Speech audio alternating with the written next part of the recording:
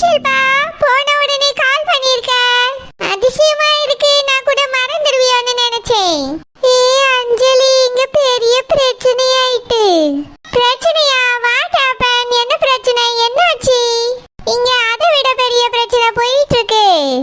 என்னது அதை விட பெரிய பிரச்சனையா? என்னது அஞ்சலி? நான் பிறகு சொல்றேன், நீ முதல்ல சொல்லு. அங்க என்ன பிரச்சனை? அஞ்சலி, இங்க சமையல்காரங்கன்னு யாருமே கிடையாது அஞ்சலி.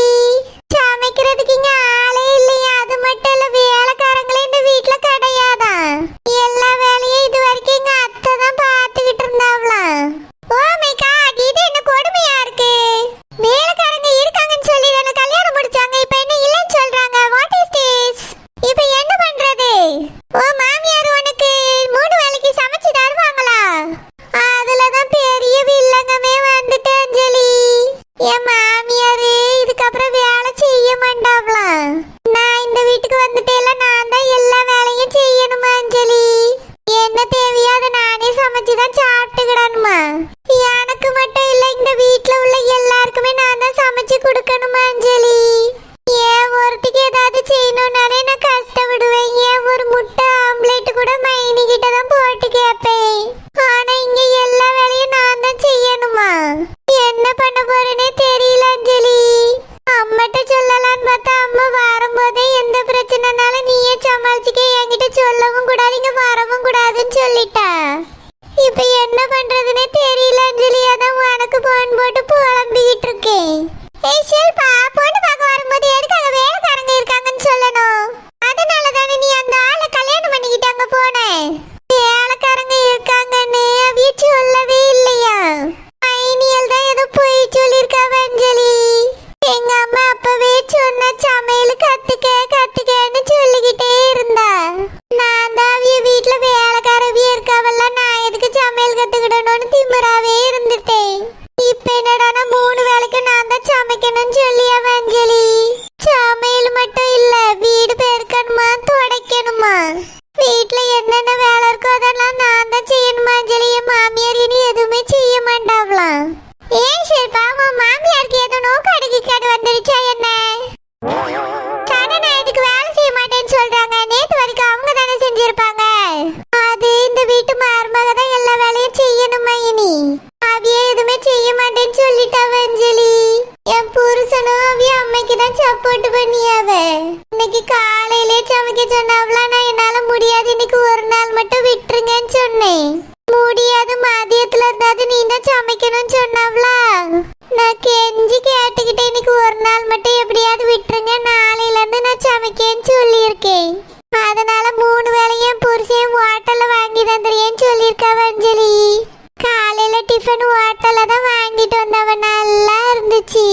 தினமும் இந்த மாதிரி ஹோட்டல்லே வாங்கிட்டு வந்து சாப்பிட்டா என்ன? நான் தான் இனி சமைக்கணுமா? என்ன பண்ண போறேனே தெரியல அஞ்சலி. நாளைக்கு ஹோட்டல்ல போய் வாங்க சொன்னா என் புருஷன் கண்டிப்பா போக மாட்டாவ. என்னையே தான் சமைக்கணும்னு சொல்லியிருக்காவ அஞ்சலி. இப்ப என்ன செய்யறது? ஷில்பா, இந்த விஷயத்துல என்னால எந்த உதவியும் உனக்கு செய்ய முடியாது. நீ அங்க இருக்க, நான் இங்க இருக்கேன். அதனால நீ தான் எப்படியாவது சமையல் கத்துக்கிட்டு சமைச்சு கொடு, எல்லாரும் சாப்பிடட்டும். வீட்டு வேலையும் கொஞ்சம் கொஞ்சமா செஞ்சு பழகிக்க. உன்னால முடியலன்னா உன் புருஷட்ட சொல்லி வேலைக்காரங்களை வச்சிரு. என்னால கண்டிப்பா வீட்டு வேலையெல்லாம் செய்ய முடியாது அஞ்சலி. கண்டிப்பா வேலைக்காரங்க தான் வைக்கணும். ஏய் ஷில்பா, நீ உடனே வேலைக்காரங்க வைக்கிறேன்னு சொன்னா உங்க வீட்டுல கண்டிப்பா ஏத்துக்கிட மாட்டாங்க. ஒரு 2-3 நாள் நீ குக் பண்ணு, வீட்டு வேலையை பாத்துக்கோ. அதுக்கப்புறம் உன்னால முடியலன்னு சொல்லி அவங்க கிட்ட வேலைக்காரங்க வைக்கணும்னு சொல்லி பாரு, என்ன சொல்றாங்கன்னு பாக்கலாம். நீ சொன்னதும் கரெக்ட் தான். இப்போதைக்கு இந்த விஷயத்தை சித்தி கிட்ட சொல்லாத, கண்டிப்பா உன் மேலதான் கோவப்படுவாங்க. கொஞ்சம் டேஸ் போட்டோம், அதுக்கப்புறமா சொல்லிக்கலாம். நாளையில இருந்து குக் பண்றதுக்கான வேலையை பாரு. யூடியூப பார்த்து எப்படியாவது சமையலை கத்துக்கோ. நானும் உனக்கு 2-3 வீடியோஸ் ஷேர் பண்ணி விடுறேன், அதை பார்த்து குக்கிங் கத்துக்க. ஓகே? சரி அஞ்சலி. அம்மா, அங்க ஏதோ பிரச்சனை சொன்னியே, என்னாச்சு? சரோஜினி அண்ணிய லவ் பண்றேன்னு சொல்லி அந்த சுப்பிரமணி ஒரு லவ் லெட்டர் எழுதி போட்டிருக்கான். அதனால வீட்டுல ஒரே பிரச்சனை. என்னது, அந்த சுப்பிரமணி நம்ம சரோஜினிய லவ் பண்ணியானா? வீட்டுல எல்லாரும் அதெல்லாம் உண்மை கிடையாது, யாரோ நம்மளுக்கு பிடிக்காதவங்க தான் இந்த மாதிரி லெட்டர் எழுதி போட்டிருக்காங்கன்னு சொல்றாங்க. அதை பார்க்கும்போது பொய்யான லெட்டர் மாதிரி தான் தெரியுது. சரோஜினி அண்ணியல் நல்லவங்க, சுப்பிரமணியம் ரொம்ப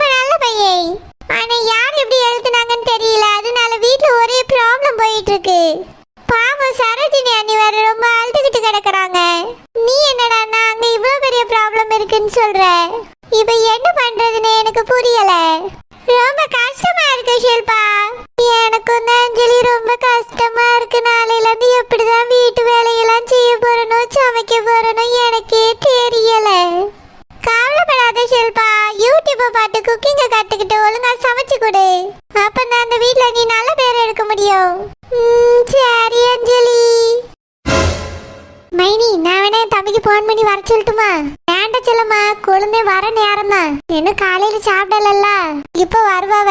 நம்ம உடனே சொல்லிடுவோம். சரி மைனி. என்ன செல்லம்மா? ஒண்ணு இல்லனே, நான் போயிட்டு பிறகு வரேன். மைனி, நான் கூப்பிடியே வந்துருங்க. சரி செல்லம்மா. என்ன குஷ்பு? உங்க அம்மா எல்லாரும் முன்னாடியே நீ வச்சு அடிக்காவ. நீங்களும் பார்த்துட்டு சும்மா இருக்கீங்க. இவ்வளவுதான் நீங்க பொண்டாட்டி மேல வச்சிருக்க பாசமா? யார் என்னை அடிச்சாலும் நீங்க ஒரு வார்த்தை கூட கேட்க மாட்டீங்க, அப்படிதானே?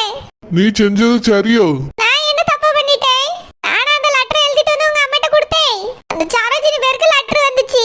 என்ன எழுதி இருக்குன்னு பிரிச்சு படிச்சு பார்த்தேன். உங்களுக்கு எல்லாம் நம்பிக்கை இல்லைன்னா அந்த போஸ்ட்மேனை கூப்பிட்டு கேளுங்க. உண்மை என்னன்னு உங்களுக்கே தெரியும்.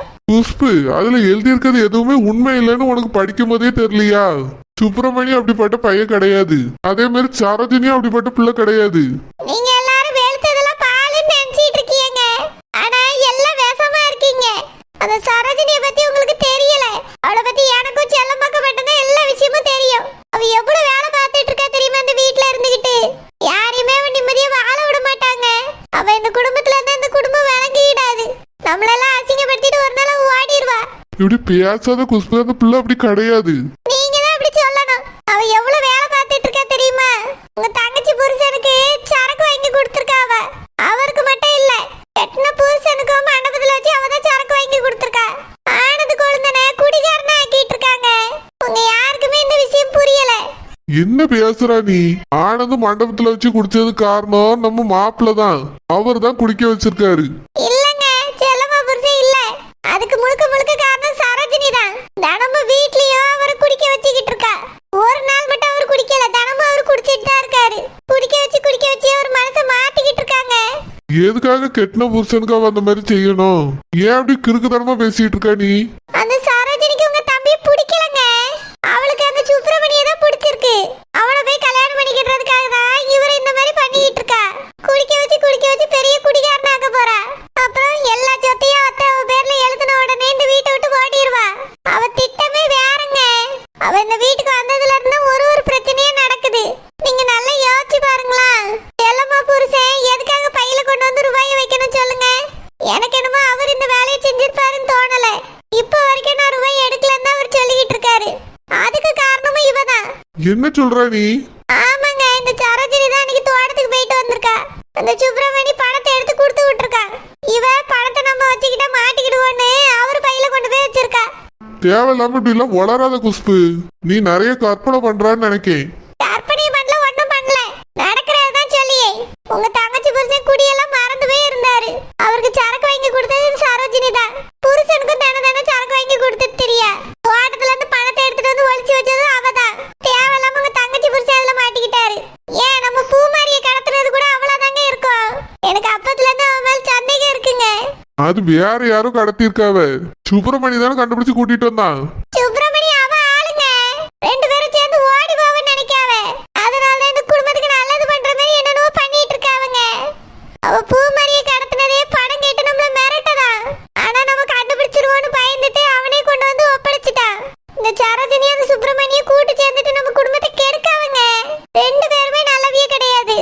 இவளை ஏதாவது நாங்க சொன்னாலே அந்த சுப்பிரமணி வந்து நின்னுட்டு அவளுக்கு சப்போர்ட் பண்ணுவான். நிறைய தடவை இது நடந்திருக்கு. கட்டின புருஷனுக்கு இல்லாத அக்கறை இவனுக்கு எதுக்கு நான் கூட யோசிச்சேன். இப்பதானே தெரியுது ரெண்டு பேருக்குள்ளேயும் ஒரு தப்பான உறவு இருக்குங்க. உங்க தம்பிக்கு அவ துரோகம் பண்ணிட்டு இருக்கா. அப்படிலாம் எதுவும் இருக்காது. அந்த பிள்ளை நல்ல பிள்ளை. நீங்க தான் சொல்லணும். உங்க தம்பிக்கு ஆரம்பத்துல இருந்தே அவன் மேல சந்தேகம் இருக்கு. இந்த விஷயத்தை மட்டும் அவர் கேள்விப்பட்டாருன்னு வச்சுக்கிடுங்க, அவரே அவளை அடிச்சு துரத்திடுவாரு. என்ன சொல்றா நீ? ஆமாங்க, ஏற்கனவே ஒரு தடவை அவளை துரத்தி விட்டுருக்காரு. எனக்கு தெரிஞ்சு இந்த பிரச்சனையா தான் இருக்கும்னு நினைக்கேன். நம்ம கிட்ட தான் வேற எதையோ சொல்லி சமாளிச்சுட்டாவே. அவருக்கு ஆல்ரெடி அவ மேல சந்தேகம் இருக்கு. அவ கூட அவர் நிம்மதியா வாழவே இல்லைங்க. குடிச்சிட்டு குடி போதையில எனக்கு அவளை பிடிக்கவே இல்லைன்னு சொல்லி பாட்டெல்லாம் பாடினாரு. அவருக்கு அவளை பிடிக்கவே இல்லைங்க. நீங்க எல்லாரும் சேர்ந்துதான் கட்டாயப்படுத்தி கல்யாணம் பண்ணி வச்சிருக்கீங்க. பாவம் குழந்தைனோட வாழ்க்கையே வீணா போச்சு. அப்படிலாம் எதுவும் இல்ல. ரெண்டு பேரும் நல்லா தான் இருக்காவ. அவ தோட்டத்துக்குலாம் சாப்பாடு எடுத்துட்டு வந்து புருஷனுக்கு கொடுத்துட்டு இருக்கா. நீ என்ன பேசுற நீ? தோட்டத்துக்கு வரதே இந்த சுப்பிரமணி கூட பேசியதுக்கு தாங்க. தம்பிகிட்ட கேட்டா தெரியும் அவருக்கு சாப்பாடு கொடுக்க வராளா இல்ல அவன் கூட பேசியதுக்கு வராளான்னு. உங்க தம்பி இப்ப வந்த உடனே இந்த விஷயத்தை நான் சொல்லதான் போறேன், பாத்துக்கிட்டே இருங்க. தேவையில்லாம விஷயத்த பேர்ச்சாக்காத. எங்க அம்மா இதோட புடுன்னு சொல்லிட்டாவ. நீ மறுபடியும் இப்படி செஞ்சுட்டு இருந்தா எங்க அம்மா மறுபடியும் அடிப்பாவ. அடிக்கட்டும், என்னை அடிச்சு கொன்னாலும் பரவாயில்ல. நான் இந்த விஷயத்த சொல்லாம இருக்க மாட்டேன். கண்டிப்பா உங்க வேண்டாம் குஷ்பு, பிரச்சனை வேண்டான்னு சொல்லி எல்லாம் கேட்க மாட்டியோ? கேட்க மாட்டேன். உங்க தம்பி இன்னைக்கு வந்தோடனே இந்த விஷயத்தை நான் சொல்லியே தீருவேன். அப்ப தெரியும் உங்களுக்கு எல்லாருக்கும் உண்மை என்னன்னு. துர்கா, துர்கா, சின்ன வயசுல இருந்து நான் தாண்டி உன்னை பார்க்க இங்க வந்துட்டு இருக்கேன். ஒரு நாளாவது என்னை பாக்குறதுக்கு என் வீட்டு பக்கம் நீ வரியா? ஐஷு, உனக்கு தான் எங்க வீட்டை பத்தி தெரியும்ல. அனுப்ப மாட்டாங்க ஐஷு. எப்ப கேட்டாலும் இதே சொல்றீ. ஃப்ரெண்ட் வீட்டுக்கு கூட அனுப்ப மாட்டாங்க. எங்க வீடு என்ன ரொம்ப தூரத்துலயா இருக்கு? பக்கத்துல தான் இருக்கு. நீயும் வா துர்கா, எங்க வீட்டுலனா என்ன கூட ஃப்ரீயா உட்காந்து பேசலாம். முன்னாடி கூட அனுப்புவாங்க ஐஷு, ஆனா இப்பெல்லாம் அனுப்ப மாட்டாங்க. செவ்வாய்க்கிழமை கோயிலுக்கு போனோன்னு கேட்டதுக்கே வேண்டான்னு சொல்லிட்டாங்க பார்த்தல. அடுத்த செவ்வாய்க்கிழமை போலாம், நானும் கூட வரேன். இந்த செவ்வாய்க்கிழமை வேண்டான்னு சொல்லிட்டாங்க. ரொம்பவே கண்ணுக்குள்ள வச்சு பாத்துக்கிறாங்க. எங்கேயுமே விட மாட்டாங்க ஐஷு. உன் வீட்டுக்கு போனோன்னு கேட்டாலும் விட மாட்டாங்க. அப்படியா? சரி சரி, நான் ஆண்டியை பார்த்து பேசிக்கிறேன். என்னது இது, நான் மட்டும் வந்து போறேன், நீ மட்டும் என் வீட்டுக்கு வரக்கூடாதா? நான் இதை ஆண்டி கிட்ட பேசிக்கிறேன்.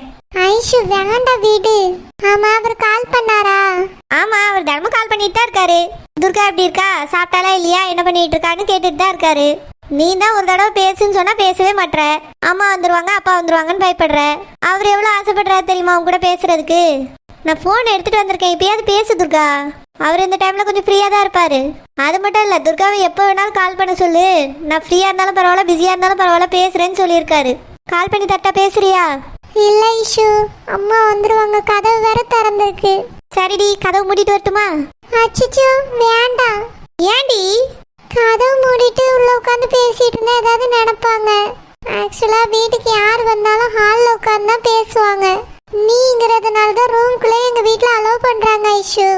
ஓஹோ, ஆமா, வேற யாரா இருந்தாலும் ஹால்லே நிக்க வச்சு பேசி அனுப்பிடுவாங்க. உங்க வீட்ல இருக்க அந்த 4 தூணு அதானே ஹாலு? ஆமா, அங்க வச்சுதான் பேசுவாங்க. தெரியாத ஆள்னா வெளியவே வச்சு பேசி அப்படியே அனுப்பிடுவாங்க. வீட்டுக்குள்ள கூட விட மாட்டாங்க தெரியுமா? இப்ப மேடம் என்ன சொல்ல வரீங்க? நான் ஹால்லே நின்னு பேசிட்டு போறேன்னு சொல்றியோ? சீச்சி, அப்படி இல்லடி. கதவு மூடிட்டு பேசினா கண்டிப்பா டவுட் வரும். உங்க அம்மா கிச்சன்ல நிக்கிறாங்க துர்கா, நம்ம இங்க இருந்து பேசுறது அவங்களுக்கு கேக்குமா? கதவு மூடுற சத்தம் கேட்டுரும். அது மட்டும் இல்ல, அம்மா அடிக்கடி இந்த பக்கம் வந்து வந்து போவாங்க. கதவு மூடிட்டு உள்ள உட்காந்து பேசிட்டு இருந்தா எது கதவு மூடி இருக்குன்னு வந்து கேட்பாங்க. ட்ரெஸ் சேஞ்ச் பண்ணேன்னு சொல்றீ, நீ வந்ததுக்கு அப்புறம் எதுக்கு ட்ரெஸ் சேஞ்ச் பண்ணணும்னு கேட்பாங்க. அது மட்டும் இல்லாம காலையில குளிச்சு ட்ரெஸ் எல்லாம் மாத்தியாச்சு. ஓயாம ட்ரெஸ் சேஞ்ச் பண்ணிட்டு இருப்பாங்களா? நீ இருக்கியே, உன்னை வச்சுட்டு ரொம்ப கஷ்டம் போ. கல்யாணம் ஆனாலும் இப்படிதான் இருப்பியா? எப்படி? புருஷனை பக்கத்து ரூம்ல படுக்க வச்சுட்டு நீ இந்த ரூம்குள்ள வந்து உட்காந்துப்பியான்னு கேட்டேன். சீச்சி இல்ல. அப்புறம் வேற எப்படி? அவரும் நானும் ஹால்ல தான் உட்காந்து பேசுவோம். விளங்கிரும் பாவண்டி உன் ஆளு. உன்னை கல்யாணம் பண்ணிட்டு என்ன பாடுபட போறாரோ தெரியல. ஐஷு, அப்படியே சொல்லாத. வேற எப்படி சொல்றது? எதுக்கு எடுத்தாலும் பயமா இருக்கு, பயமா இருக்கு, பயமா இருக்கு. உன்னையெல்லாம் என்ன சொல்றதுன்னே தெரியல போ. இதுக்குதான் சொல்றேன், நீ எங்க வீட்டுக்கு வா. நம்ம ரூமை பூட்டிட்டு உட்காந்து பேசினாலும் சரி, ரூமை பூட்டாம உட்காந்து பேசினாலும் சரி, எங்க அம்மா கண்டுக்க மாட்டாங்க. நானே உன் ஆள் கூட ரூம் கதவை பூட்டிட்டு தான் உட்காந்து பேசுறேன் தெரியுமா? அப்படியா? உங்க அம்மாக்கு தெரிஞ்சா கோவப்படுவாங்களோ? பின்ன என்ன மடியில தூக்கி வச்சு கொஞ்சுவாங்கன்னு நினைச்சியோ? செருப்படி உள்ள எங்க வீட்டுல எல்லாம் உனக்காக தான் பண்ணிட்டு இருக்கேன். சாரி ஐஷு. உன் சாரியும் வேண்டாம், பூரியும் வேண்டாம். சூர்யா அவங்க கூட பேசணும்னு ரொம்ப ஆசைப்படுறாரு. ஒழுங்கா இன்னைக்கு ஈவினிங் என் வீட்டுக்கு வர. என்னடி சொல்லிட்டு வர்றது? காலேஜ் இருக்கும் போதாவது நான் இந்த மாதிரி படிக்க போறேன் ஐஷு வீட்டுக்கு போயின்னு சொல்லிட்டு வரலாம். ஆனா இப்ப என்ன சொல்லிட்டு வர்றது? படிக்க போறேன்னு சொல்ல முடியாது, நோட்ஸ் வாங்குறேன்னு சொல்ல முடியாது. வேற என்ன சொல்றது ஐஷு? ஃப்ரெண்டை பார்த்து பேச போறேன்னு சொல்லிட்டு வாங்க மேடம். அதான் ஐஷு காலையில வந்தால பேச வேண்டியதானு கேட்பாங்க. அது சரி வராது, வேற ஏதாவது சொல்ல. என்னைய பார்த்தா என்ன ஐடியா மணி மாதிரியாடி தெரியுது? நீ கேட்க ஒரு ஐடியாவா கொடுக்கறதுக்கு 5 minutes வெயிட் பண்ணி யோசிச்சு சொல்றேன். சரி ஐஷு, யோசிச்சு சொல்லு. இங்க பாரு துர்கா, உங்க அம்மாட்ட சொல்லு ஐஷு ரொம்ப ஃபீல் பண்றா. நான் மட்டும் தான் உங்க வீடு தேடி தேடி வரேன், நீ எங்க வீட்டுக்கு வரமாட்டேன்னு சொல்றான்னு சொல்லு. கண்டிப்பா உங்க அம்மா அனுப்பி வைப்பாங்க.